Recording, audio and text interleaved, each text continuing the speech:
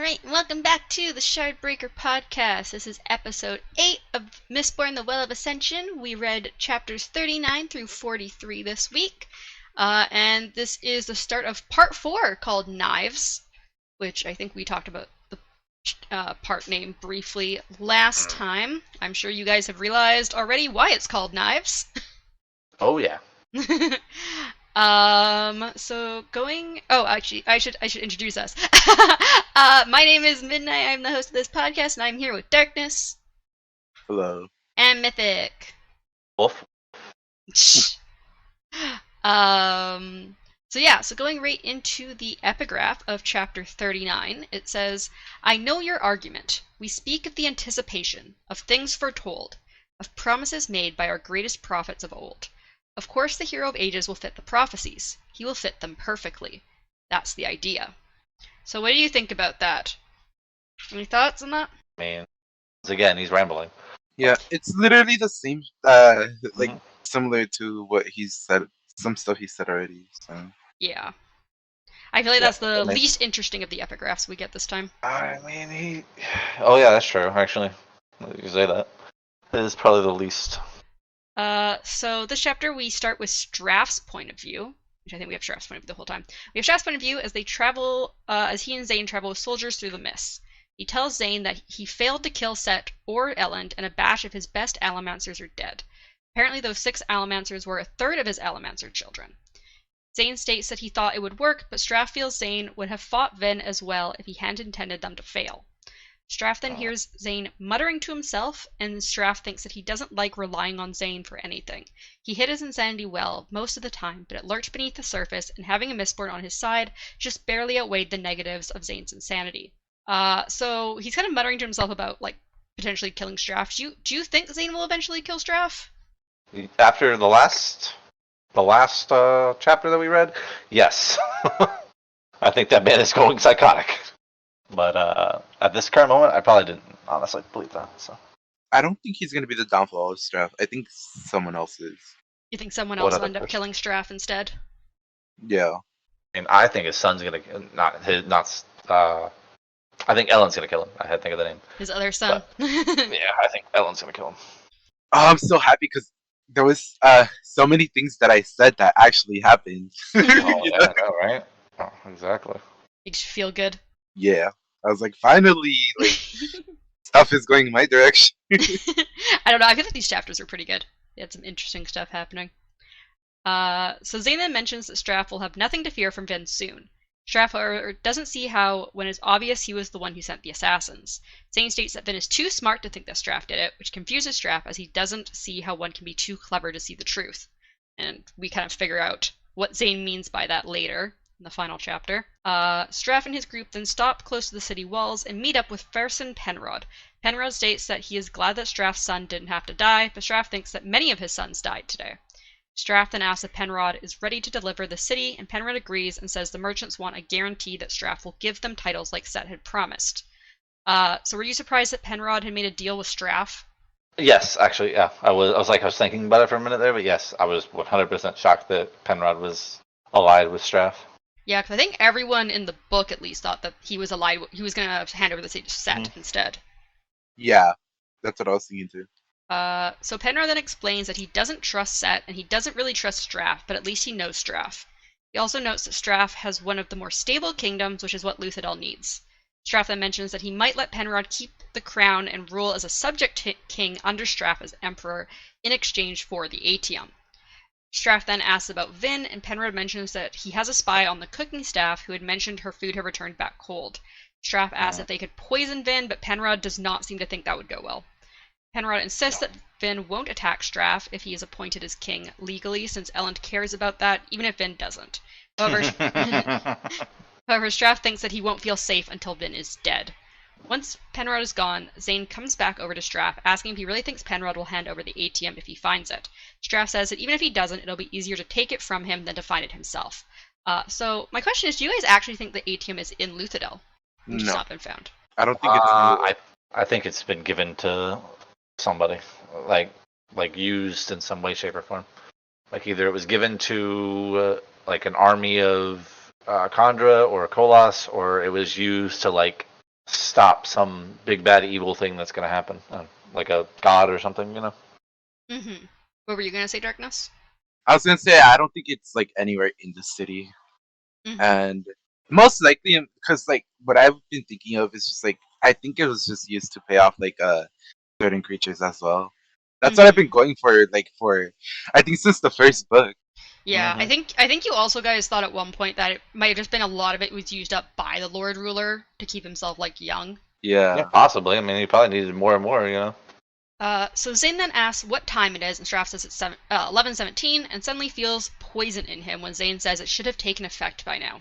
Zane then leaves, and Straff at first begins to head back at a normal speed, but soon begins galloping towards his camp. Once there, he states he needs Amaranta, which confuses his soldiers because they don't know about the whole healer thing. They're just like, "Why? You're suddenly in a hurry to sleep with one of your mistresses?" But Straff insists, and the soldier hurries off. Amaranta soon arrives and begins mixing her antidote, and Straff thinks that Zane has to die. So, do you think Straff will actually try to kill Zane? Fail, but do it. Yes. Yeah, there's no way he's gonna succeed in that. But okay. He has like a whole fucking Unless he's got another entity secret speaking for him. Mistborn somewhere. I don't know if he has much chance, but who knows? Zane seems a bit powerful, even with his insanity. Yep. So that is the end of chapter 39. We move on to chapter 40, which the epigraph is, and yet something about all this seemed so inconvenient, or so convenient. It felt almost as if we constructed a hero to fit our prophecies rather than allowing one to arise naturally. This was the worry I had, the thing that should have given me pause when my brethren came to me, finally willing to believe. So, do you think they may have molded Elendi to fit the prophecies? Yes. Or I think he might have molded himself, but Maybe a bit of both or something. Do you agree, Darkness? Do you think maybe he was kind of like molded into the prophecies instead Yeah. of just coming I mean naturally? that's what we've been theorizing since we heard that part of like how people, Mm-hmm. uh like mold their like beliefs according to what they need the most. Mm-hmm.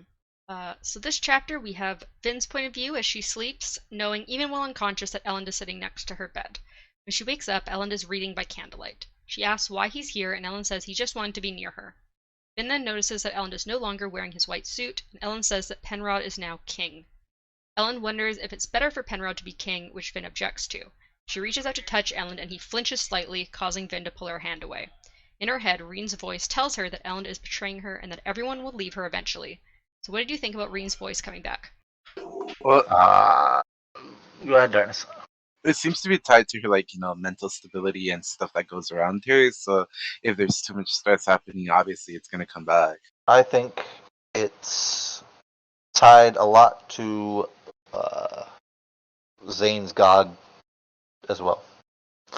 You know what? Yeah, you're right. They're both hearing voices, huh? It's kind of I think it's just the god or whatever whatever the malicious god is that is speaking to Zane is also speaking to her, and it also made me think maybe other Mistborns have that same thing, like that they're tied to this god somehow, and that the god can talk to them. I mean, even though Kelsier never made a direct claim that that's what that he had heard voices or anything, but I was thinking it could have came to him like as his mentor kind of idea, like a voice from his mentor, and he might have just thought of it as like no.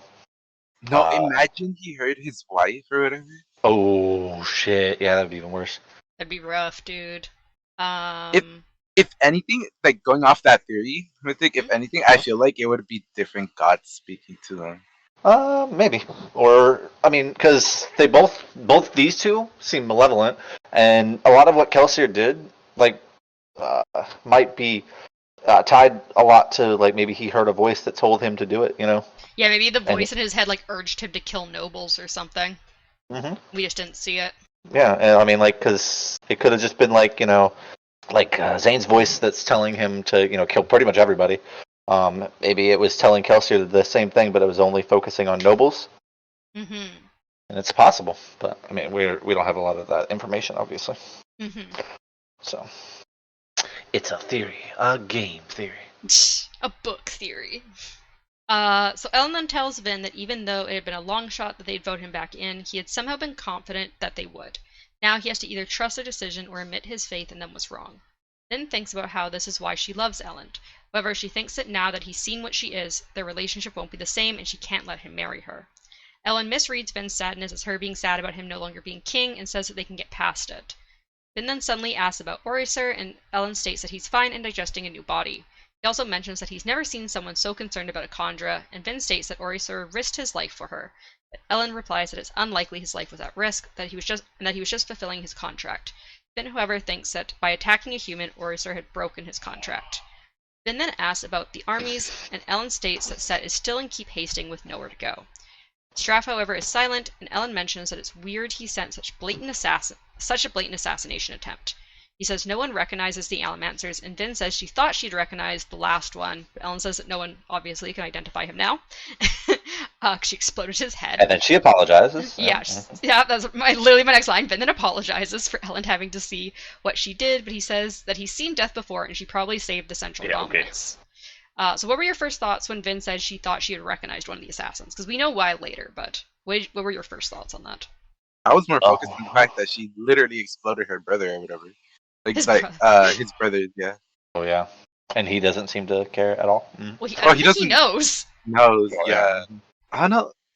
I feel like he's gonna find out though, and I don't know how he's gonna react to that. It's a good question. So Ellen then brings over a bowl of cold broth that Sage had apparently brought earlier, insisting that Vin eats it at some point. Vin knows right away that it's drugged to have her sleep more to keep her from moving around, and Ellen replies that Sage had told him not to taste it. He then says he'll ask for someone to bring her more coal and that he has things to do. When Vin next wakes up, she thinks at first that Ellen is still there, but then realizes that it's Zane in the room with her. Zane tells her that she sleeps too soundly and that she shouldn't have been injured at all during the fight earlier, but she was too concerned about protecting Ellen and the other people in the room. Zane then tells Vin that Straff didn't send the assassins as his father is still scared of Vin, and if he really wanted to kill Vin, he would have sent Zane in. He then lies and says he recognized some of the men from Set's entourage, and Vin then realizes where she had seen the thug before, pretending to be a servant at the dinner they had with Set. So, do you think it was just a coincidence that Vin saw one of Straff's spies in Set's keep, or did Zane plan this ahead of time? I mean, it was probably planned ahead of time, honestly. Yeah. I wouldn't have thought that originally, but I mean, he does seem quite capable, so it is possible. Especially with all the poisons, you know. Well, apparently not all the poisons are from him, because remember that one random serving girl apparently was one of the ones that poisoned Straff. Supposedly. Well, to be fair, he could have framed her too. Yeah. Well, remember we were in Zane's head though when that was happening. He's like, I told her that it wasn't gonna work. So we definitely know he didn't do that one. Okay. So Vin then questions why they would attack Set, but instantly thinks that only normal men attacked him and that it had been a ruse. She then asks why Set would attack when it had seemed like he would get the throne, and Zane reveals that Penrod and Straff have a deal, and that Set must have heard about it. Zane then says he doesn't wish to see Vin dead, and he doesn't wish for harm to befall Elend. He says that he sometimes wonders if he would be like Elend if he had been raised like him, and that it's better that Elend not know of him so he remains untainted. Zane then also mentions how he saw the look in Elend's eyes at the end of the fight as he looked at Vin. So do you think Zane is being truthful when he says he doesn't want harm to befall Elend, or is that just trying to manipulate Vin more? I think he's just manipulating Vin, honestly. I think he's been doing that from the start, though. I think he's like that type of person that's like kind of like Alendi, you know, where like he at first he doesn't wish harm for it, like, you know, people, but he's willing to like cause harm if it's for the greater good or whatever. He may not feel it now. And then before Zane leaves, he gives Vin some atium and says to keep herself safe. So are you surprised that Zane gave Vin atium? Yes, 100%. It made me not like him even more. I mean, I actually started liking him a little more, but only a little bit. When he gave her ATM out of his, I assume his stash, you know. I assume again though that it's just more manipulation, but yeah, of course. That's what I was like. But isn't that what most of these people are really good at right now? Yeah. Yeah. Everybody seems to manipulate everybody. I do get a new favorite character. Oh, do you? Oh yeah. Are they gonna die too? Nah, they're immortal. Good. So we skip a bit to Vin still in bed. She thinks that most people feel annoyed being sick, but she feels terror, as she's used to having to fear for her life when stuck lying in bed, sick or injured. However, she thinks she's slowly becoming more like the others as life isn't like that for her anymore. Ellen had apparently come to visit several times while she was sleeping, and Sayes had also come to check on her wounds and beg her to stay in bed for at least one more day before he went back to study with Tindwell. Oriser then enters, wearing another dog body. Vin says everyone saw her dog die, so he could have taken a human form, but Oriser states that that it wouldn't be uncommon for her to get a new dog, and also that he has started to grow fond of the dog bones. So were you surprised that Oriser decided for another dog body? Not really. I think he realizes how like good the dog body actually is I for felt what they like, need. yeah, I felt like it's something he would have done regardless, because of Vin mainly. You know, because they're besties or whatever. They're I mean, becoming besties. honestly, at the near the I mean, until an event happens here real soon, I was like very much thinking that like or what fuck, what's his name again? I Oriser? forget names. Yeah, Orser. Okay, I was right, but I just second Yeah. guessed myself. Orser is like I think he's definitely falling for Vin, as in like not like in a relationship wise, but more of like he's starting to see her more as like less of as of a master and more of as like a friend. He's getting And so attached to her. he's definitely going to like I feel like it's less now about the contract and more just about that they have a bond and a friendship, you know. Mm-hmm. But I mean, I also think that's mostly because Vin has started to actually see him more as a like person instead of a just a thing that does work. Yeah. But I think, Yeah. I mean, it's not just, yeah. But the thing is, like, no one's actually gets to know Contra generally. Like, even Ellen still kind of says, like, well, it's just the Contra. So, Yeah. yeah. So even if she didn't, like, hate him, like, before, yeah, I think it's nice that they're actually, like, kind of on even terms, generally, when they talk. Or she tries to make it that way as much as possible. I want to know what a Condra's base form looks like. I mean, we saw it, didn't we? I'm pretty sure we talked about We- how they're probably the same as Mist Race, considering they're supposed to be, Yeah. like, the same But or similar as thing Mist is, Race. we see Miss Race as already masses of like just bones. Yeah, and, it would be that glands and without stuff. bones. They'd be like a sludge puddle of goop if they don't have bones in them, I think. That's what I think too. But Yeah, so Vin then thanks him for helping her in the fight, as he hadn't done that before. Vin asks if what he did contradicted the contract, but he says it didn't, as he didn't kill a human. Vin asks what would have no, happened if... No, go ahead. Vin asks what would have happened if he had accidentally killed the man, and Oriser states that he would have gone back to his kind for execution. Vin then asks about him being able to die, and he states that Kandra aren't immortal, but doesn't want to speak further on it. So how do you think a Kandra can be executed? Alamaster. Darkness? So, just to clarify, Mhm. we should have seen the fact that they actually could kill a person coming, considering that execution, like, confirms that they could have killed someone, Mhm. Yeah, like there's a punishment, so it had to have happened before. Yeah. Yeah. Well, they said that before the contracts, before they agreed to never kill people, like, they were basically hunted to extinction. So that's why they agreed to be like, here are the contracts. Part of the contract is we will never kill people. So you don't have to fear us. Yeah. But, like, Here's the thing, right? How are they hunted to extinction if there's no like mortal weapon that can hurt them? We see here, and I think he said previously, like, yeah, they could be killed, and like, Well, yeah, but I'm just obviously saying, they like, have a weakness. We find out. yeah. But as I'm saying, like, I like how he's trying to keep it under wraps, but like, they can die. Like it's been like she seems to almost in this scene she seemed to like almost be bewildered that like he could die, even though before he had talked about that, like Yeah, I was gonna say, they I'm were pretty sure hunted to she should extinction. know that Yeah, there's she a should way know to that they, have... there had to have been a way to kill them because To be fair, they I were feel like hunted. she's 99% of the time sleep deprived in this. Her memory might not be the best because she's sleeping like 3 hours a day. That's her fault. I think I was mainly focusing on the fact that pretty sure there are gonna be like rogue conjure or whatever I feel the same way. who will like be willing to kill and stuff but won't turn themselves in. Sort of like a Yeah. whole closer thing where like like on their side it'd be like a rebellion. I agree. I've been saying that from the beginning, though. I think that's what the conjurer that took the bones in the, In the closet thing. yeah, where it was like a rogue. It's not an actual.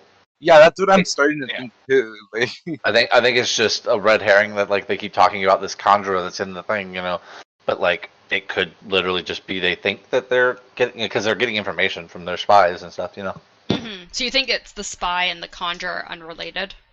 Mm-hmm. because fuck, we'll talk about this later because it gets brought up. But Yeah. Yeah, I can I think he continue this manipulates. stuff about Yeah, the honestly, conjure. I think he manipulates that later. So Yeah, so Vin then complains that there is so much that she doesn't know about the deepness, about politics, and about her friends.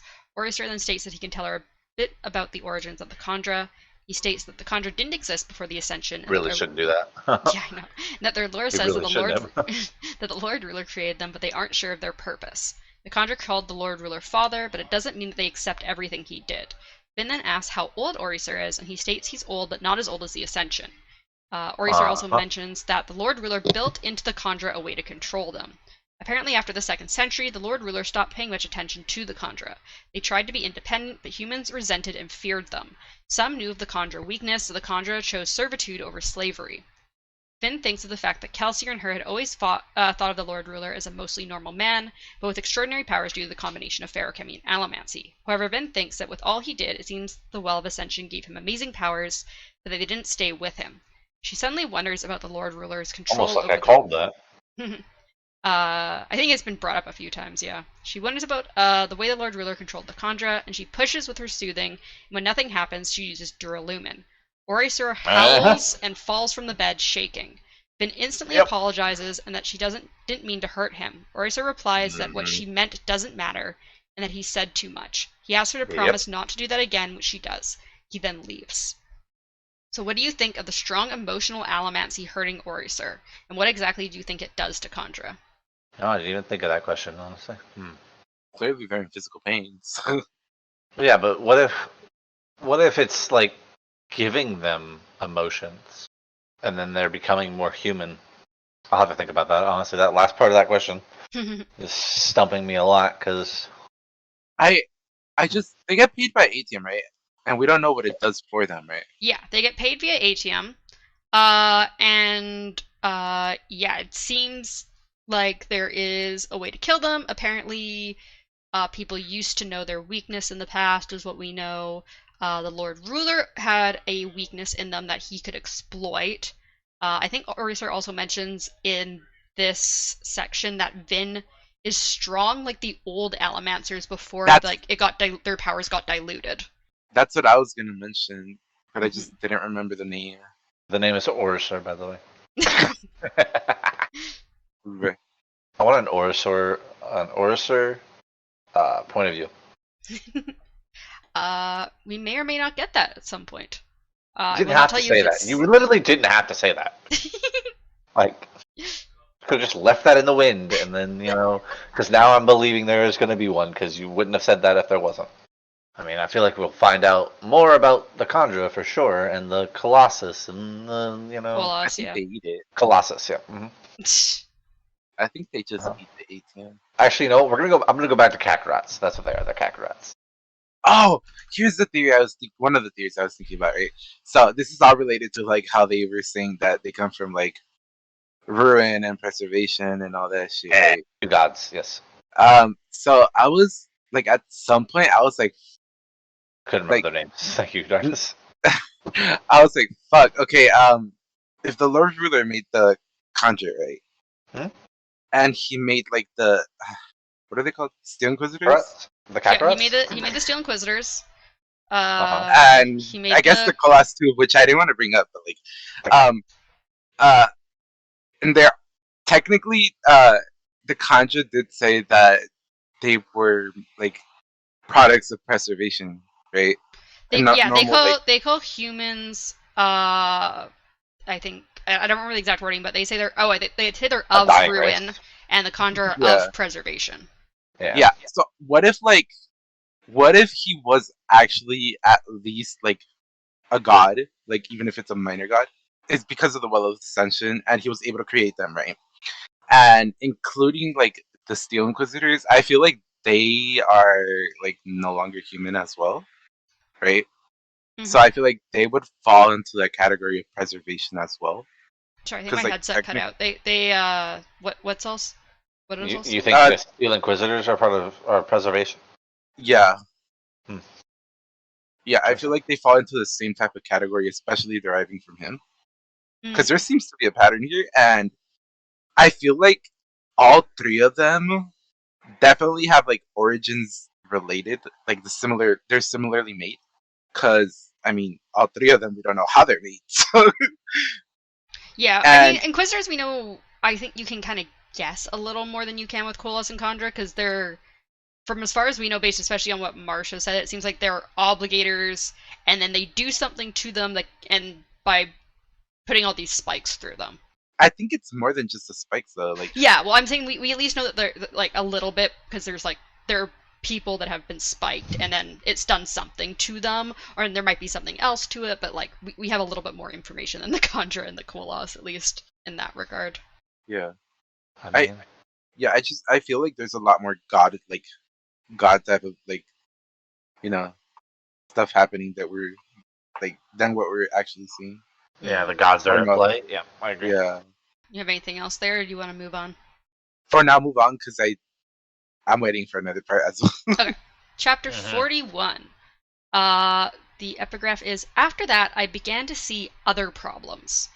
So this is a short epigraph, but I do feel like it's kind of interesting, because he says, because the previous one was saying like Alendi could have been too perfect. They like potentially like molded the prophecies around him more than that, and then he sees other problems. So what do you think these other problems could be, besides that He's he didn't fit in evil. too well? Alendi is evil. What do you think, Darkness? Repeat it. What do you think these other problems are that Quan is seeing with Alendi being the hero of ages? Nothing, Darkness. Sorry, I'm trying to think if it's the like sacrifices that he's making that's finally getting to him, or if he's just like, oh, he seems to be taking on that role way too, like, how do I say it? Like, way too well. Like, Hmm. like he seems to be adjusting to it too well. Okay. So we start this chapter with Say's point of view as he and Tindwyl study Quan's writing. Tindwyl asks why Quan would oppose Alendi if he feared the deepness, since Alendi was trying to stop the deepness. Say states This is my favorite chapter. this is a good chapter. Say states it's because he favorite no longer thought Alendi was the hero of ages, but Tindwyl states that obviously you don't need to be the hero of ages to defeat the deepness, since Reshek was able to. We then learn that Reshek is Quan's nephew, and Quan had sent him and Reshek's friends to be Alendi's packman on purpose. Reshek was to keep Alendi from the Well of Ascension, and if needed, kill him. Yeah, are you surprised that Quan and Reshek are related, and also that Quan was the one to tell Reshek to kill Alendi? So it wasn't just his hatred. He was on a mission by his uncle to be like, if he gets close to the well, you fucking kill him. I was surprised. I didn't expect it like at all, but I did because I called it last podcast. Called it. I knew it. I mean, I didn't know he was his cousin or whatever. I just assumed he was like something or whatever. Yeah, I didn't assume he was like family. I just assumed that Reshek had been sent to stop Alendi, and that it wasn't like he wasn't being a bad person. He was listening to orders. He was definitely trying to do the right thing. He obviously must have. I mean, he obviously had a lot of issues, and that's one of the reasons Quan chose him, was because he knew that Reshek would hate Alendi. But well, also, he did hate Alendi before, even before this. So I don't think they met until. But he said it. He stated that though. That's what he said. They've never met, but he hates Alendi. He literally hates Alendi. Mm-hmm. Like they've never met, and he still hates him. Yeah. Well, I think he hates that like someone other than Terraceman had become the hero of ages. But yeah, so Quan knows that like he'll have no qualms about killing Alendi. There was like this part about I'm not sure, but it was like how it's possible that someone that oppressed them could become the hero of ages or something like that. Mm-hmm. You're talking about one of the previous epigraphs that had like No. Which epigraph would that be? I know what you're talking about. I can't think of it. I wanted to talk about it, but I completely forgot to bring it up again. What was that? That's the one where scrolling up through my notes. All the epigraphs low-key mashed together in my head because they all sound the same. So I mean, you should listen to the audiobook. They sound just the same. No. There's the one that has Yeah. like all the different. All sounds like Seizen. It's one that has like all the traits. I think it might have been one of those ones. It wasn't that long ago. So I have to go through it. So I'm Oh, sure. is I'm gonna find it this one? He left ruin in his wake, but it was forgotten. He created kingdoms and then destroyed them as he made the world anew. Maybe not that one. No, not that one. It's a good I one. think you know what? I think it might have been in. Was it Rashek's perspective? So I think it was like a I don't know. Maybe it was this one. Did they ever compare? I remember them like I think it was them breeding into like the old one. But I know I read that somewhere and I can't remember where, and it's pissing I'm me almost off. wondering. I feel like I almost feel like it was What happened is previous Darkness book. read ahead. Darkness read ahead.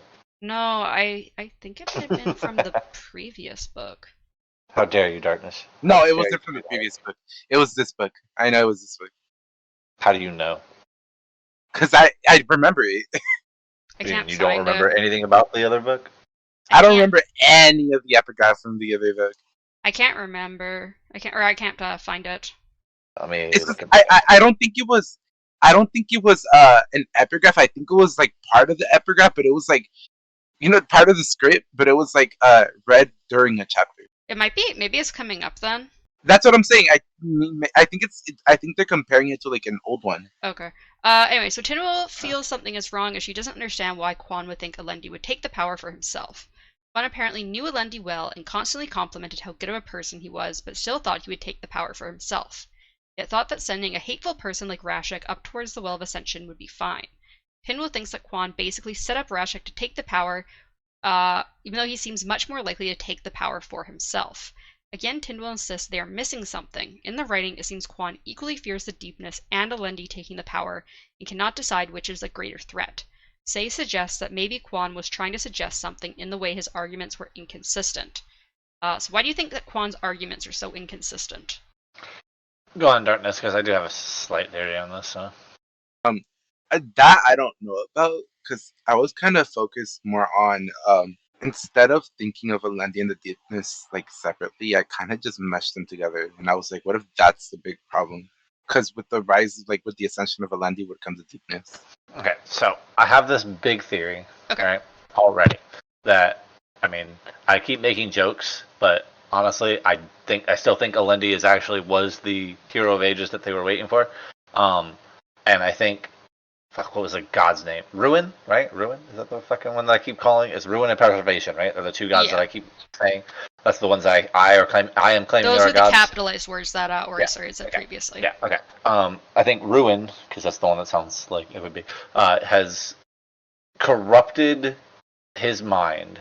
Not Alendi, but Quan? yeah, Quan's mind, and created the narrative that Alendi is not the hero of ages, so that he will basically set up roadblocks for him. And hence why he then called Reshek to do it, and then Reshek went in there, and he probably saw the truth after murdering Alendi, or imprisoning Alendi, because that's what I actually think is happening. I don't think Alendi's dead, but that's just me. I think he saw the truth and realized that he needed to basically take the power for himself so that he could fix the world, and because he's not the hero of ages, it was doomed to fail from the start. But where was I going? 1 second. But I think that he is actually inconsistent with his thoughts, because they aren't his thoughts; they're Ruin's thoughts, and he doesn't know how to process them because he's a human, and Yeah. not a god. Okay. Darkness, did you have any other thoughts, or should I move on? I was just thinking about what Memphis said, and I agree on the part where I think that it's most likely Alendi being trapped, right? But I feel like he wasn't prevented from using the well. You think Alendi still used the well? Yeah. Interesting. Okay. I think he used it, and then I think Reshek used it to stop him. Okay. Interesting. And I feel like that's like two separate like entities clashing. So Okay. it's like a little mini war, happening. And that's like, the fall of one of them is what's, I feel like I feel like maybe Elendi is the catalyst of what, like, the deepness coming back. Interesting. So Seiya then suggests they take a break, but Tinra replies they don't have time. She fears the fight over Luthadel will be much worse than the crew thinks it will be. They go back to their task, but Seiya thinks that they won't have time to finish it. However, keepers are used to starting work that others have to finish. We switch to Ellen's point of view. He overlooks Luthadel from a balcony. It's noted that for every one chimney producing smoke, 2 are not. Most of the smokeless houses were deserted, but some of the houses had people that were freezing. He also thinks about how they hadn't been thinking enough about the Kolos army that was now close by. Timo then tells Ellen to come inside so as to not get sick. Ellen comes inside and asks when the next survivor rally is. Timo replies it's tonight. He still intends to keep his word to join them even though he did not become king, which confuses Timo. So are you surprised that Ellen is going to meet with the Church's survivor for regular meetings? No, I mean, like, he's like a super honest, good quote unquote person or whatever. Right? So I mean, it makes sense that after using, you know, that he'd want to be part of it, like he said he would be. Ask the question again one more time. Sorry. Are you surprised that Ellen is still going to meet with the Church of the Survivor for regular meetings, even though he didn't become king? I didn't think he was doing it because he wanted to be king. I think he was doing it because he wants to be a part of his people.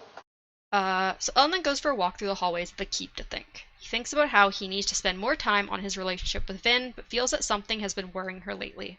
All that he can think that changed was him losing his kingship. He doesn't think Vin is shallow, but thinks that she may still unconsciously be affected by his failure, and wonders how a person as amazing and powerful as her could love him. What do you think about how both Ellen and Vin think the other is too good for them because of their failings? Because Vin thinks that she failed in, like, keeping Ellen from seeing all the gore and bloodshed, and Ellen thinks he's, like, failed to keep his kingship, and he looks, like, weak now.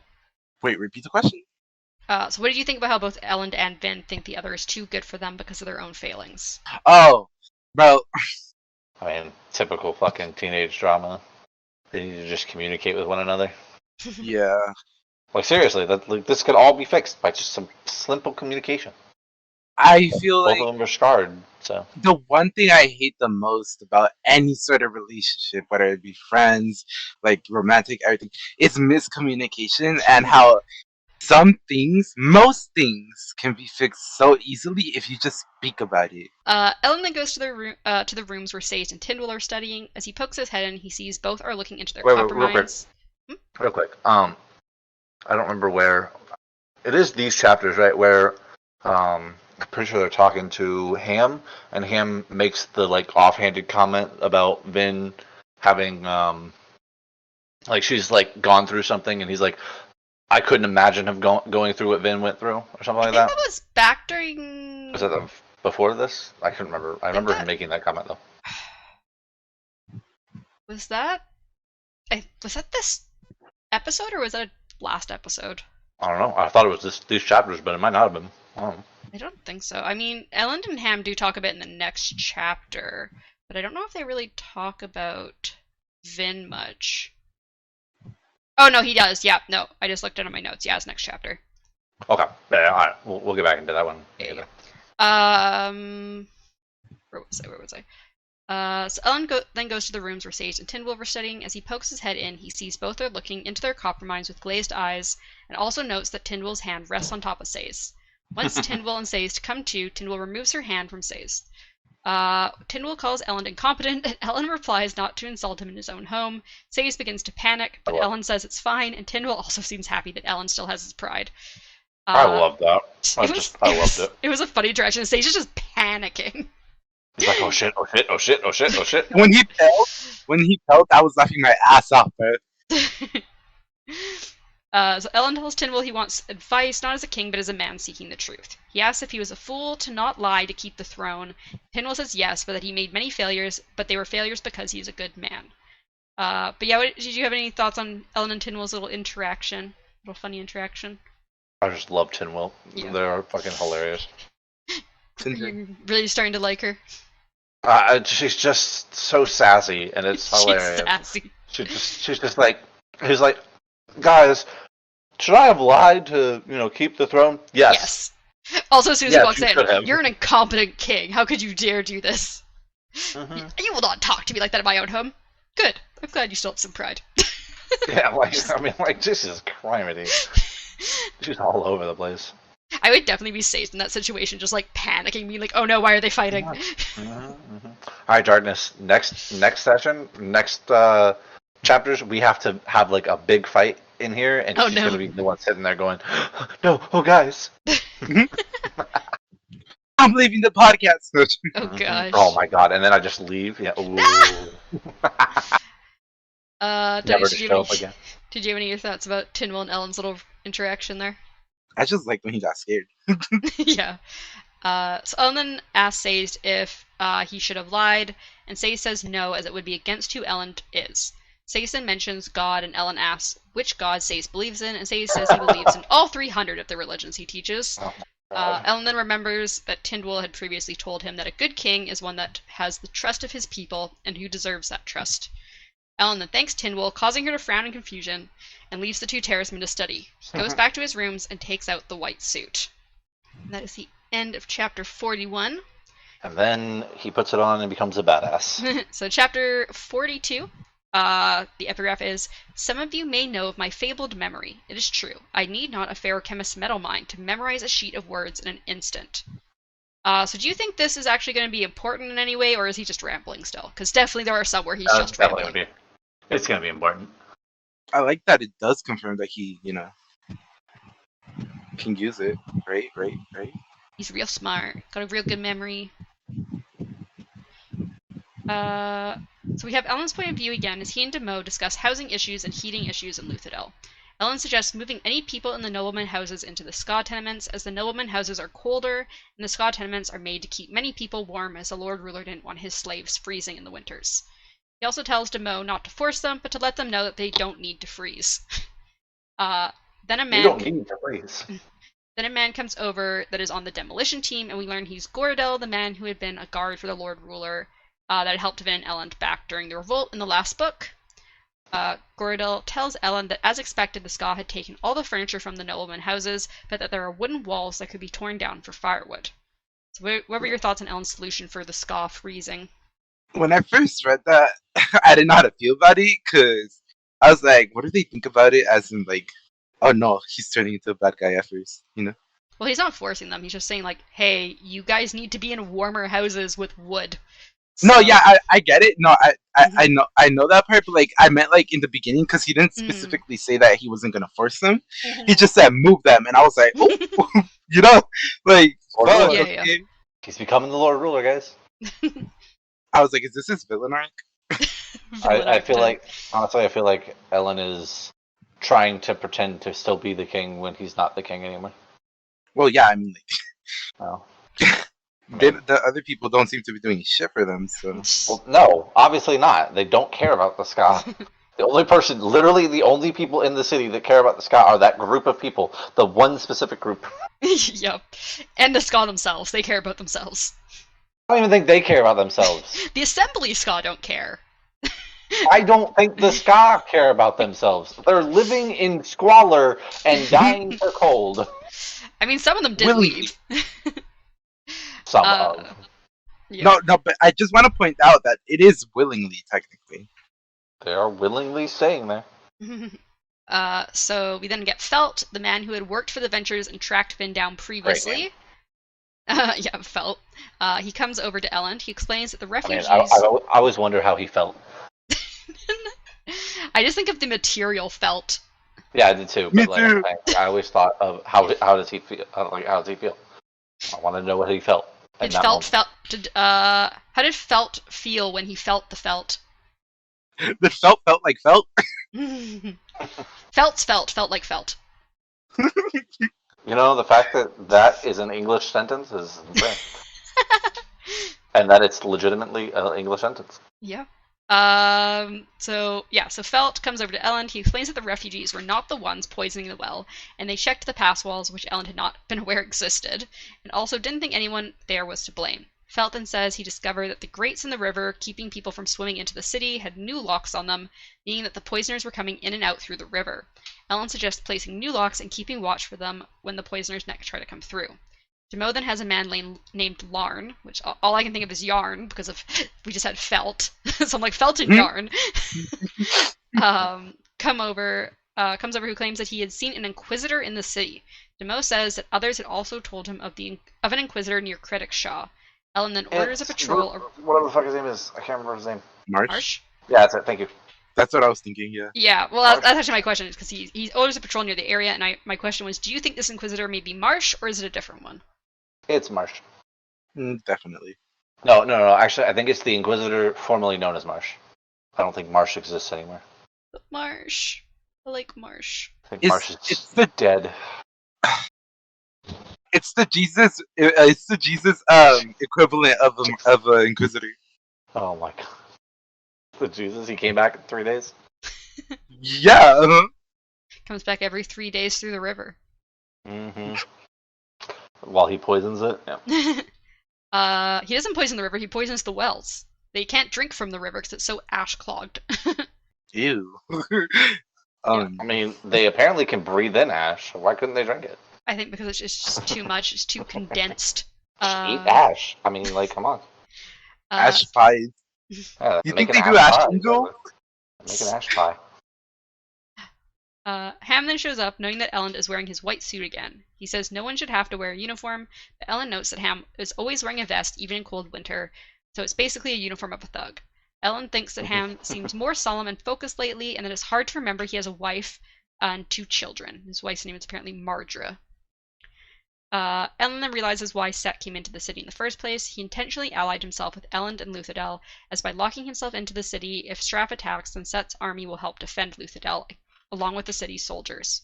He took the chance that the assembly... I said, yeah, how could that go wrong at all? He took the chance that the assembly may side with Straff and basically made the risk of either taking the city or being destroyed. Ellen then asks how insane Ham is feeling at the moment. We then time skip to Ellen in a tunnel heading out of Luthadel. Ham is leading an old woman, whom Ellen thanks for helping them. Ellen then pays her, including 3 extra coins, to leave a scout to watch for their return. So at this point, before you read further, what did you think Ellen's plan was going to be? Honestly, I zoned out because I was driving, and I didn't even realize until we literally get the answer to that question. I see. Like, I'm sorry. I thought he was gonna go to like the Kolos army and then try to convince him to attack the other 2. To attack Straff? Yeah. Yeah, because they already have Set. They don't have to worry about him. He's stuck. So Ellen asks Ham how long he's known about the place, and Ham states that he's known about it since he was a kid, as Granny Hilda used to give him sweets. He also used to sneak Madre and the kids in and out of Luthadel through the tunnel. Ellen is surprised that Ham grew up in Luthadel, but Ham says he didn't have it quite as bad as Vin, as he had parents and was a boy. Ham then asks if Ellen is going to shut the tunnel down, but Ellen says it isn't his business. And you said you wanted to talk about that part a little bit? No, because right there is when I don't remember. I thought he said more than that, but maybe he didn't. I don't know. I figured because he said he didn't have it as rough as Vin. I felt like Ellen should have in that moment been like, she had a really rough childhood. I think he knows that she had a really rough childhood. Maybe I should go talk to her about this rough childhood and see if maybe she's projecting this rough childhood into her real life, everyday life. Into her present day life. Yeah, oh man. Well, that would have been a great catalyst moment. I just want you to know that you just met my new favorite character, by the way. Which is... Oh, Granny Hilda? Yeah. Really? Okay. Yeah. Yeah, she's immortal, so I guess that makes sense. Is she? She, just like Mob. Ah, yeah, I see. Exactly.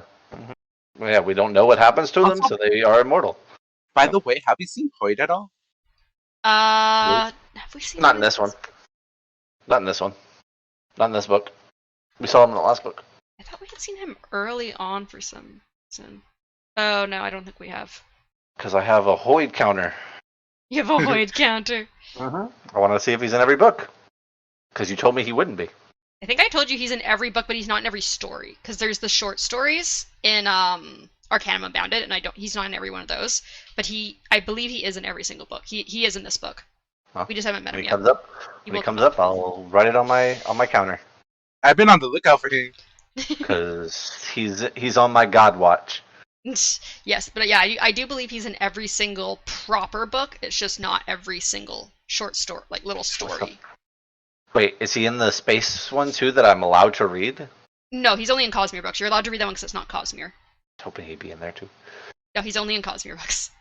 Wait, is there somebody in those books that's like Hoyd? I don't. Have you read those books? No, I haven't read those books. Oh, okay, then never mind. I'll figure it out myself when I I read don't those know. books one day. Also, Um, I listened to like a short snippet of the beginning of the next book because I accidentally put that one on because I have it oh my now. gosh. Yeah, I don't remember anything they said, but I just realized I went to put it on because it was like on the top of my Audible, Mhm. and then when it didn't say chapter blah blah blah, I'm like, that's weird. Oh no. Okay. I thought it was funny. So Ellen then tells Ham, which Ham makes.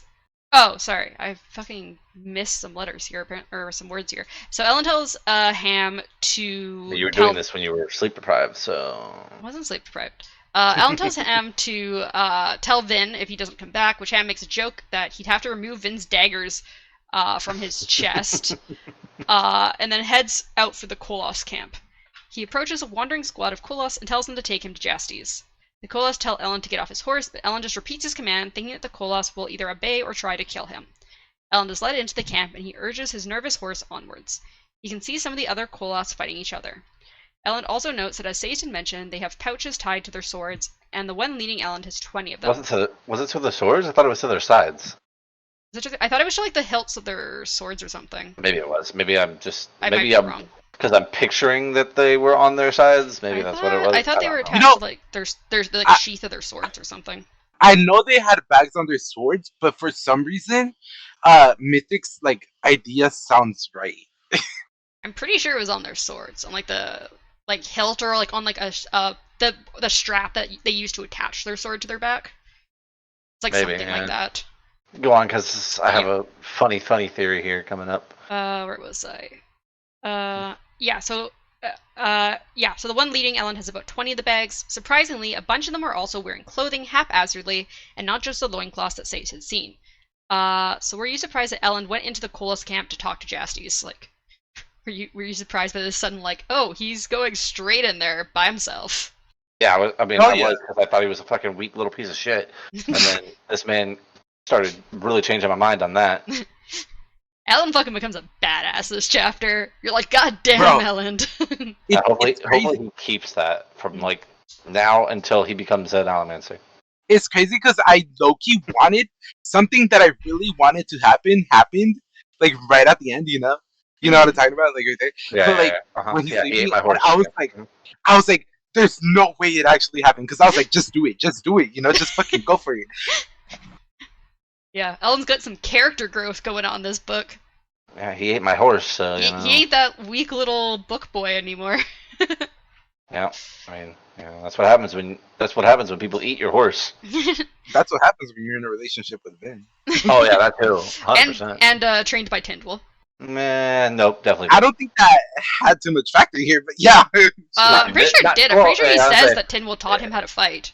Like, I'm pretty sure it did, because like she taught him how to use like fighting techniques and shit. Yeah. Well, I mean, she didn't specifically, but she insisted that he have like a tutor to teach him like swordsmanship and how to properly fight with a dueling cane and everything. That's what I was thinking. Not that she taught him how to fight. Yeah, sorry, she didn't teach him specifically, but she was the one who pushed him to do properly train for that.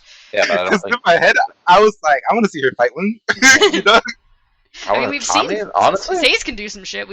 I'm sure Tyndall could too. Honestly, I would love to see Tyndall fight a fucking Kolos. It would be interesting. Alright, so the Kolos tell Ellen that they are not Kolos. They are humans, and they will take Luthadel as their own. They then get to the inner camp with the humans, and Ellen hands the reins of his horse to one of them. One of the soldiers tries to get Ellen... You missed that they were wearing human clothing. I mentioned that just before I asked, were you surprised that Ellen went into the Kolos camp? I said a bunch of them are wearing clothing haphazardly, not just the loincloths. But it's not just like... But yeah, it's not just haphazard. They're literally wearing the last human's clothing that they had just killed the village. Yeah. What? Is that important? Yeah. They're wearing some human clothing. I mean, obviously some people killed. But like, it came from the last village, bro. And they're like, Darkness, we're the humans. We are the humans. Darkness, it's the room shit all Oh over my again. Well, my next question was going to be, what do you think about the Kolos calling themselves humans? They are humans. I mean, I'm pretty sure I made that I theory think they're before. corpses. I think they were humans at one point, and like some whatever divine shit decided to make them this disgusting looking creatures. I mean, I say disgusting, but honestly, I think they look freaking awesome. I think they're corpses. That's it. You think they're just corpses? Like, not just, like, obviously alterations happen, but I think their base form is corpses. Mm. Just a zombie army, is what you're saying? Essentially. Didn't? Oh, we'll get to it. We'll get to it. 1 second. Um, I'm gonna try to debunk that in a little bit here in a minute, Darkness. But so one of the soldiers we gotta tries. wait. One of the soldiers tries to get Alan to stop, but he tells him to announce him to Lord Leckel as he continues walking to the main tent. Once inside the main tent, Jasties is surprised to see it's really Ellen. They greet each other, and Ellen thinks that the last year hadn't been kind to Jasties. Ellen asks Jasties why he's being a tyrant, and Jasties says Ellen's father is the tyrant, and that the town nearby was an unfortunate accident. Yeah, real unfortunate, Jasties. You pillaged them, took their clothing, and did all sorts of shit. I'm sure rape children. You know. I don't know if the Kolos can. We don't know for sure that they have. We don't know. We don't know what they have. I think it's too floppy. Oh yeah, gosh. maybe. I mean, it goes with your dead theory, so. But yeah, so Elman asks what happened to his friend with honor, and Jasties then begins shouting, saying he had tried to do things Alan's way in the southern dominance, but the other nobles killed his whole family. Ellen says that the losses are what defines a man's faith, and Jasties asks if his sister was a loss. Ellen tries to backtrack, but Jasties calls for guards to take Ellen captive.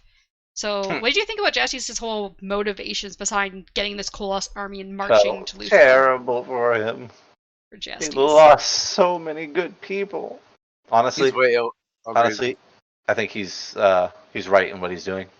Kill them all. Let Ruin sort him out. Including himself, apparently. Well, yeah. I maybe. I don't think he has anything to live for. That's for sure. As far as we know, he's not even an Allomancer or anything. He's that ATM Allomancer. Yeah, I'd love to see that. I'd love that to be actually true. So Ellen then tells Jasties that he is no longer king, and he says things didn't work for him, just as they didn't work for Jasties, although he didn't suffer as much as Jasties did. Ellen then tells Jasties to take his Kolos and leave, but Jasties says he can control his army, and they won't recklessly attack Luthadel. Sure, dude. Jasties then says he can't let Straff get the ATM, and one of the guards puts a hand on Ellen's shoulder. Ellen elbows the man in the nose, shattering it, and takes the other guard down with a kick to the legs. He then takes out an obsidian dagger and rams it into Jasties' shoulder. Ellen tells Jasties to take the Kolos and leave, maybe attack Set or Straff's dominances. He won't let them get the ATM, but he also won't let Jasties attack the city with the Kolos. Ellen then holds the dagger to Jasties' throat and walks him towards the invisible line between the human and Kolos camp. He pushes Jasties back towards the guards as he steps over the line into the Kolos area. Ellen tells one of the Kolos to lead him out, which it does without complaint. So, were you surprised by Ellen being able to fight off those two guards and then taking Jasties hostage and also stabbing him in the fucking shoulder? Yeah, I thought it was badass, bro. Yeah, I don't know where it came from because he was a little. He got pissed. Bitch before. He was a little bitch before. I don't know where this all came from. He's grown. He's pissed off. He's done being the bottom. Oh. You tell him, Darkness. So suddenly Ellen attacks the smallest Kolos he can see, stabbing it in the back and taking it by surprise. The Kolos is able to toss Ellen off. You missed the whole point that when he walked outside, he didn't see his horse. Sorry, I did miss that. So Ellen walks out, his horse isn't there, so he's got to just walk back. And then he kind of like has this thought where he's like, should I do it? But it doesn't really explain until he's suddenly like, yeah, I'm just going to attack this Kolos.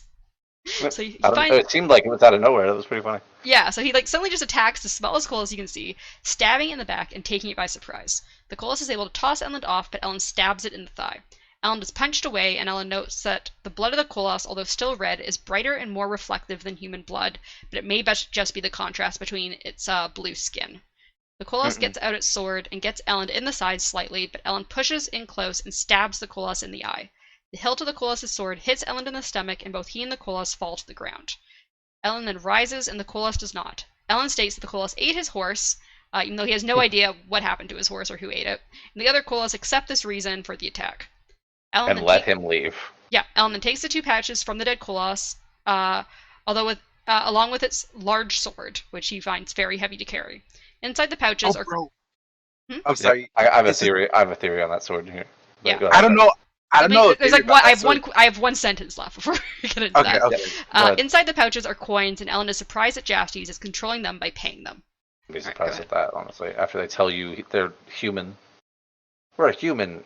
What do humans want? He just money. thought it would be harder to control the Koalas and just give them money. I mean, I didn't think it was gonna be money in it. That's for sure. Mm-hmm. But like, makes sense. I think you had previously thought it was gonna be ATM, like with the Khandra. Yeah, I thought it was either ATM or it was gonna be like fucking ears or some bodily thing like they were taking from their every time they killed their own shit. It's hearts. The hearts are their kills. Yeah, something like that.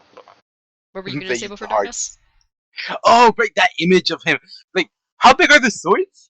Huge. Well, so That's the swords, there's different size swords, just like there's different size Koalas, because it mentions how. Because they have to keep fighting to get more of them. Yeah, so it mentions how when a Koalas gets bigger than his sword, they generally either to get a bigger one have to find a randomly discarded one from obviously a different bigger one, getting rid of it for a bigger sword, or they have to fight a Koalas for the bigger sword. Yep, and then there was also a mention of if you wanted to limit a Koalas's army, you would limit their swords. Limit the amount of swords they have, yeah. And then I was like, oh well, I mean, there you go, right there. They're all metal swords. Literally just have an Allomancer pull all of the swords away. Now they don't have swords. I didn't know it was coins inside the bag. Did you not even after pay reading attention to that? Well, it doesn't say coins, so I was It does. It says he pays them. Yeah. Which it says could have been ATM, yeah. Yeah, you pay a Khandra with ATM. I guess so. Yeah, it says he shouldn't have been surprised by what he found. Jastes has decided to control his army the old-fashioned way. He was paying them. Yeah. It doesn't say so is it actually just coins? Yeah, sorry, it actually is coins. I thought it just said coins. Nope. It's like it's not ATM. Gold, it's honestly. it's just. I honestly assumed it was gold, mainly because Jastes has already stated he has no ATM. Well, I figured he would have no ATM after paying them. So. Well, I mean, maybe, but and also a promise of ATM at the city. Also, but they all have pouches with stuff in them, so it had to have been something, Yeah, the ATM he lost. That he lost, yeah, maybe. I have a theory. I have a theory. Go ahead. That giant sword, he's gonna give it to Vin. She can and Vin's probably gonna carry it Vin's gonna carry it because she's a thug.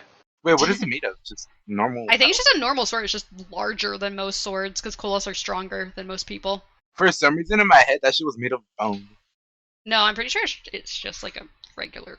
Just imagine him holding a huge ass sword, though. Anyways, so my questions there were going to be: were you surprised that Ellen was able to kill a Koalas with relatively little injury? Yes. Yeah, what the fuck is he, a ninja? And also, what did you think of how Jastes was controlling the Koalas? I didn't expect him to be paying them, to be honest. I mean, maybe with ATM, but even though you said it in here, I already had the assumption that it was gold, like coins and shit. He was actually giving them money, real money, because they stated, "Oh, we're human," and I'm like, "Well, what do humans want? They don't want ATM. They want money." Unless you're an Allomancer, you don't usually want ATM too much. Although they do use ATM as some sort of trading currency, but their main currency but you're still they're still trading it for money. What do you even need coins as a Koalas? They think they're human. Okay. Also, on your topic of them being zombies, zombies don't bleed. Well, to be fair, I'm pretty sure they stated they had pain. They felt pain. So. To be fair, I meant their base form is a corpse, and the adjustments made them that. But I didn't say I didn't think they stayed dead. Okay, I gotcha. All right. Your base form is a corpse. I got it. All right. I thought you were saying they're literal walking corpses. So there's no. That's why I think it derives from this theory that the more people they killed, the more of them popped up. That I had when we first thought about how they were created. I didn't even think about that. Because they do state that they don't know how they reproduce. So yet they that was literally the question Midnight asked when I was like, yeah, what if they just kill and that's the reason they're always fighting and shit. I wonder. But by the way, I was thinking, so their blood seems shinier or whatever. That's like some metal shit, but there's no Yeah, metal. it's apparently brighter and more reflective than Yeah, normal. like it's gonna be a metal idea. Yeah, But he does note that it may be because of the like Blue skin. contrast between the blue skin. He's not sure. Nah. It can't be a one-off like that. Nope, Yeah. that's too easy. On to the next chapter. The Yes. amazing next chapter. On to the next Chapter chapter. 44. No, chapter 43. So the Yeah, epigraph so is. giant-ass fucking weapons. Holy shit. So the epigraph is: the others call me mad. As I have said, that may be true. You are mad. So yeah, do you think Quan is mad? Yes, you're mad. You're hearing voices. I already know it. He's the first Mistborn.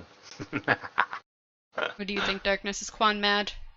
Yes and no. Like, I feel like it's getting to him, but I feel like he's just being displayed as mad, especially during his time by the other people around him.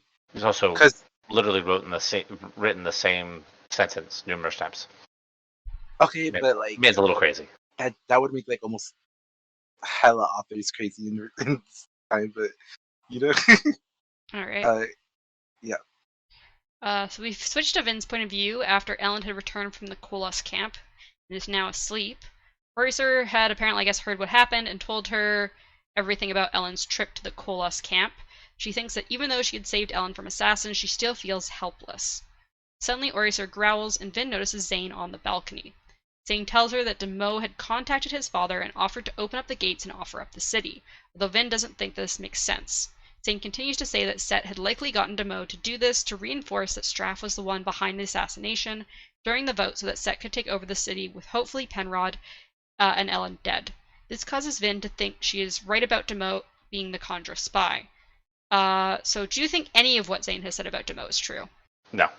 I think I don't think Demo's the spy. But actually, no, wait. I think I don't Mo think is Demo's a rogue the.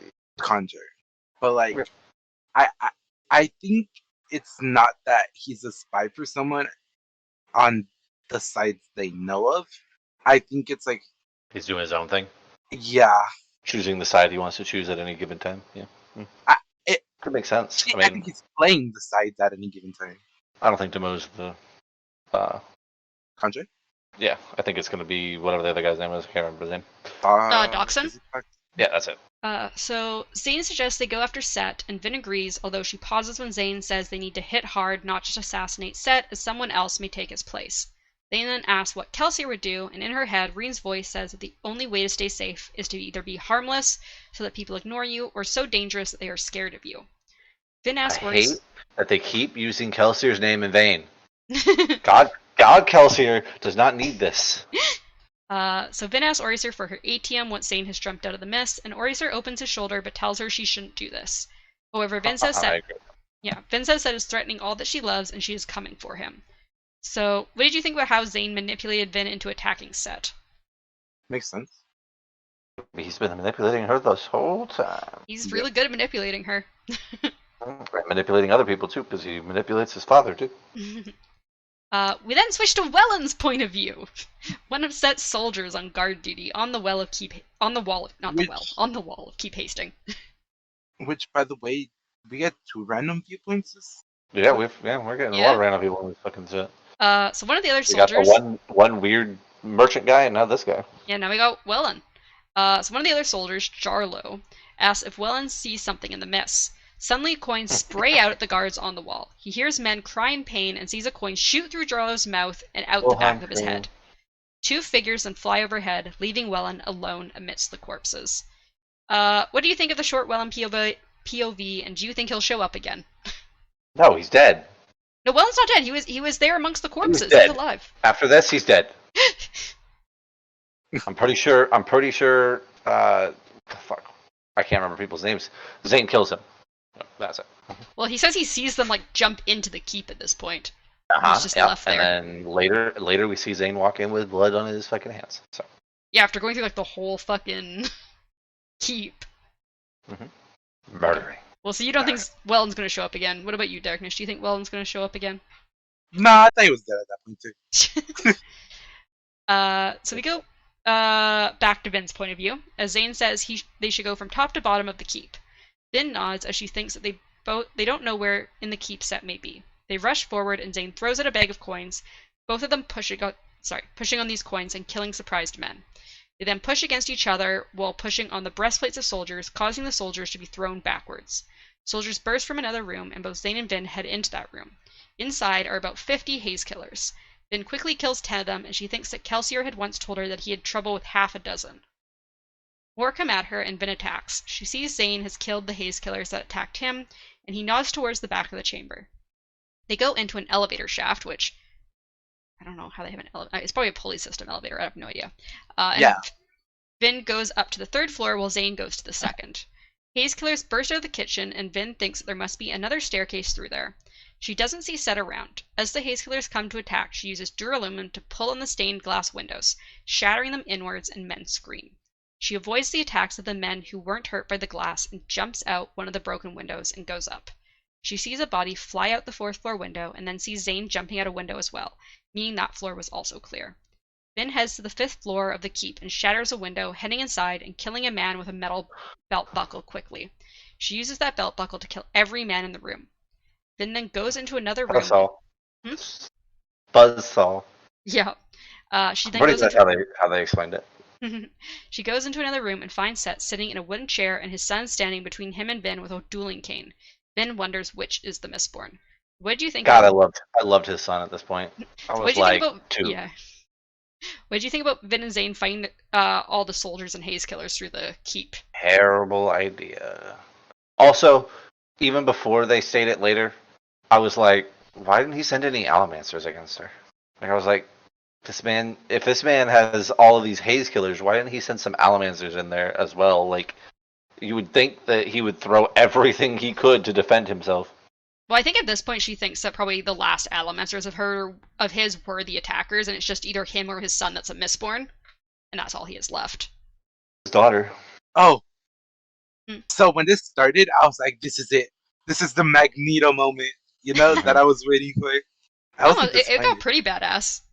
Yeah, it was pretty badass. I mean, I definitely thought, right, that his daughter was going to show up at some point and be a Mistborn, like, because it would have been hilarious. It would have been just so hilarious to me if, like, the person that you hate so much is the one that like fights against her or something and like gives her an actual fight or something.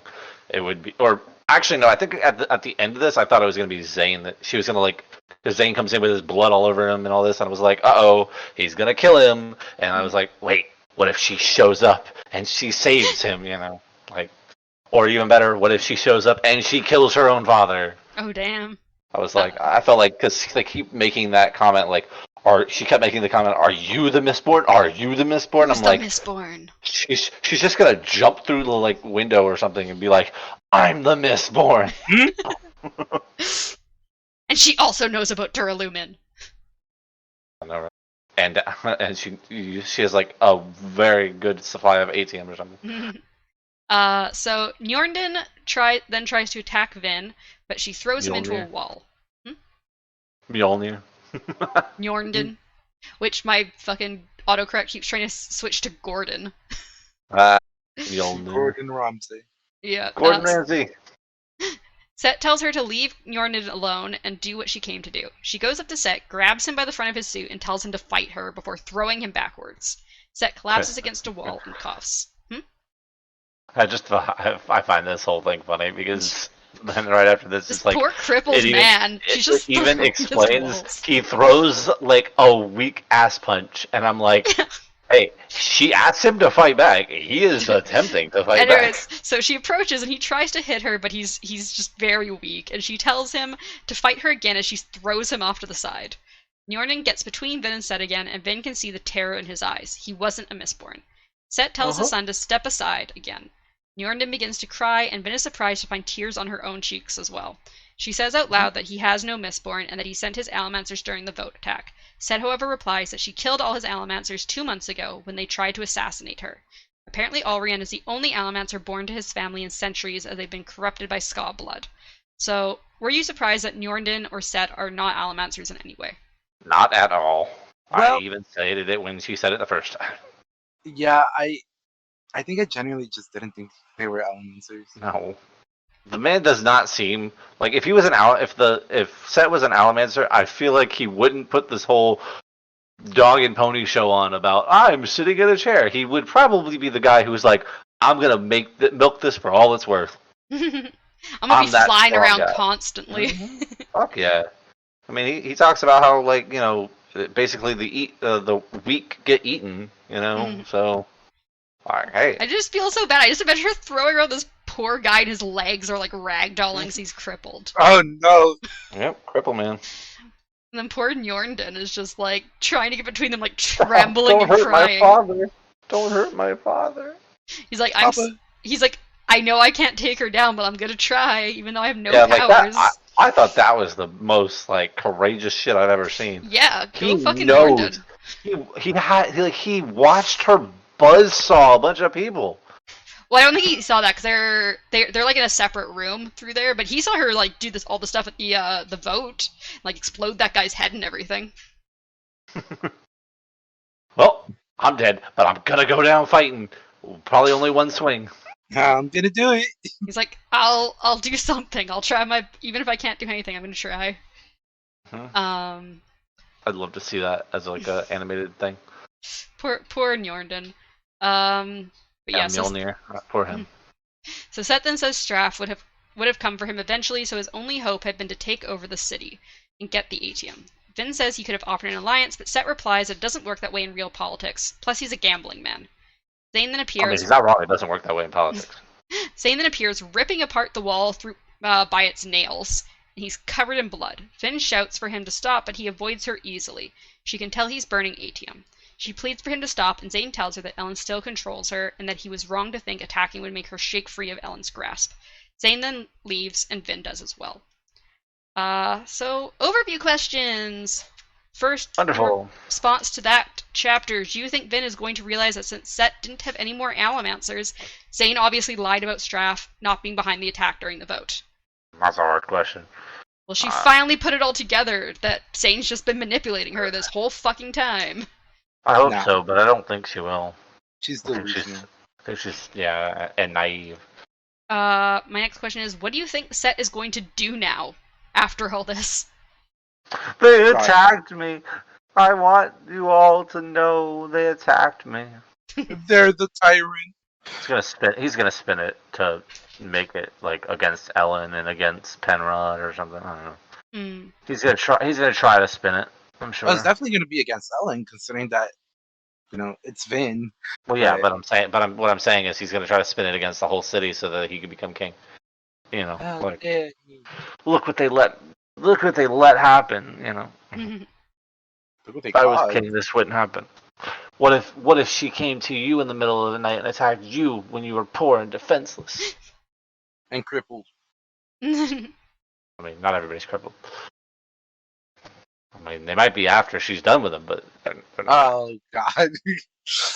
Okay. I mean, hey, she doesn't seem to care about crippled, so she just throws them against walls and shit.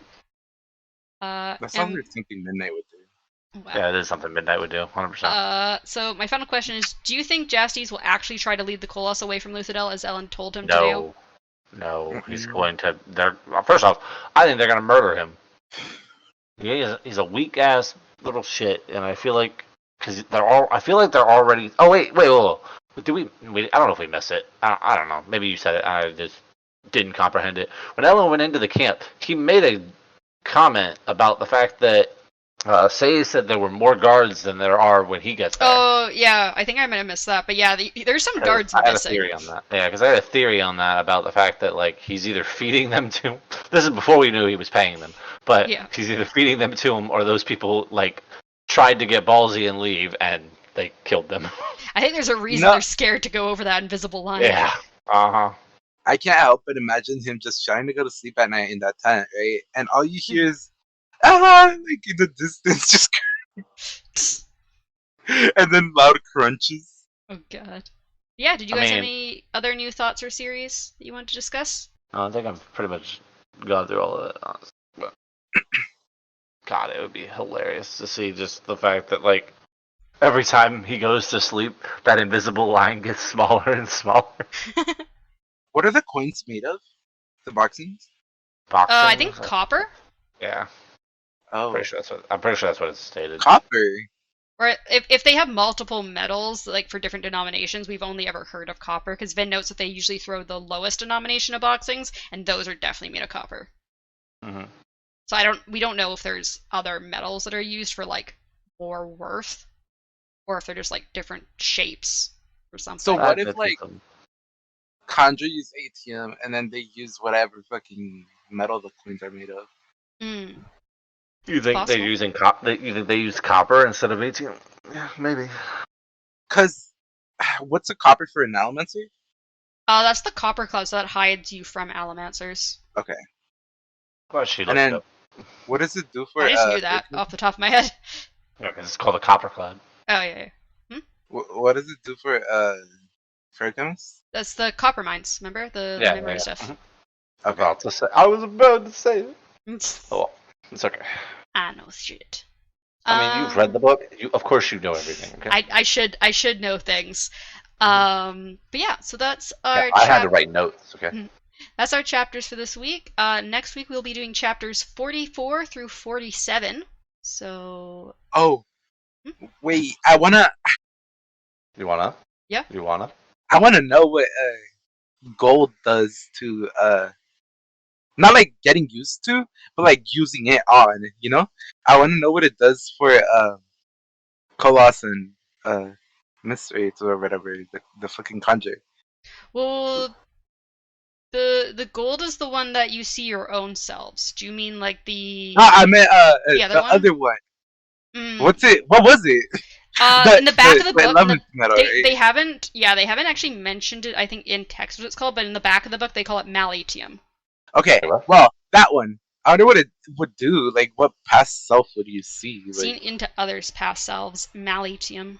yeah, like that's another fake metal, though. I believe it. The reason it's called that, I believe, is because it's a gold and atium hybrid metal. Like it's a alloy of gold and atium. Gotcha. And the ATM is a fake metal, so yeah. Yeah, that's why it's called malitium. Interesting. But yeah, I I'm just happy that Electrum is actually a metal. Shush! I fucked that up. I just want to know what they see. Like, do they see the pre-creation sort of thing, or yeah? Don't know.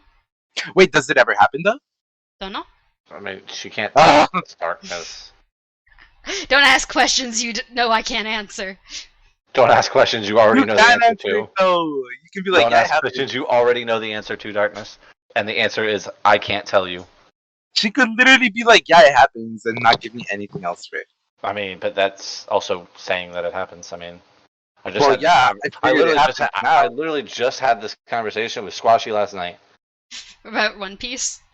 Yes, because knowing something exists means that you will know it comes up at some point, so it ruins anything that happens beforehand, because you're just like, oh, well, that person can't die because they'll have this ability. Oh, but that's different. I mean... Well, not really, because you would know Finn pretty much has to be the one to use it on someone else. Because what if Finn doesn't survive this book? I'm really hoping she dies. But then if she doesn't survive this book, then it gets used by somebody else regardless. So I'm not saying if it's used or not.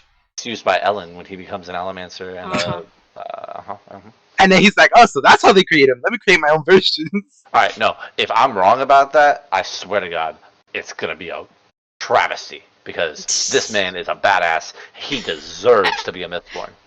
Or at least a Misting. He'll be the ATM Misting. Wait, what if? Yeah. Because how do they test for them? They don't. That's the point. I mean, I feel like if they could test for that, like it would just be the fact that he could just see things like that, like if you burned ATM. So like, how do they know they're not missing? They don't test for it. Yeah, swallow ATM for once, Ellen. Just swallow ATM and see what happens. What's the worst that happens? You poop out a little purple gem, marble-sized gem. It's purple. I don't know. I'm only assuming. Yeah, it's like a little silvery white marble. I mean, I feel like as a kid I ate something that small and it came out just fine. So Yeah, just eat it. Find out what happens. But yeah, so yeah, as I said, next episode is going to be chapters 44 through 47. We're getting very close to the end. Only 4 more episodes left. We're in the final third because there's 12. Yeah, and we still haven't seen the Well of Ascension. No Well of Aggravates Ascension the yet. fuck out of me. Aggravates the hell out of me because I'm like, why call the book the Well of Ascension if you're not gonna show me the Well of Ascension? Do you remember how it said it was just going to be mentions of the Well of Ascension and what it does? And not even show it at all. No, I was just kind of hoping they were gonna go on like a fucking journey, and then like they were gonna find it. It was gonna be depleted, and then they were gonna have to figure out in the next book how to make it so that it's not depleted, so they can reverse the whatever the fuck the not darkness, the deepness. You know. Anyways, I got so confused. yeah, thank you to everyone who is listening. We hope to have you back again next week. And get in the comments. Get in the comments. Email us. Email her because we can't get your email. Yeah, there's only one email address there. Please email me so you don't give spoilers. You can email me at my Twitch though if you'd like. I have everyone's Twitches listed in the is- description, along with my Twitter and my streamer email address, so you can contact me via Twitter DMs or email if you have any comments, questions, or just whatever. Tell me all your comments about me butchering people's names on purpose, please. You in darkness. Please send me messages about how I butcher the Kakarots and all of these other people's names. And how I can't pronounce French names, even though I took French. And you live in Canada. Yup. Alright, bye! Bye.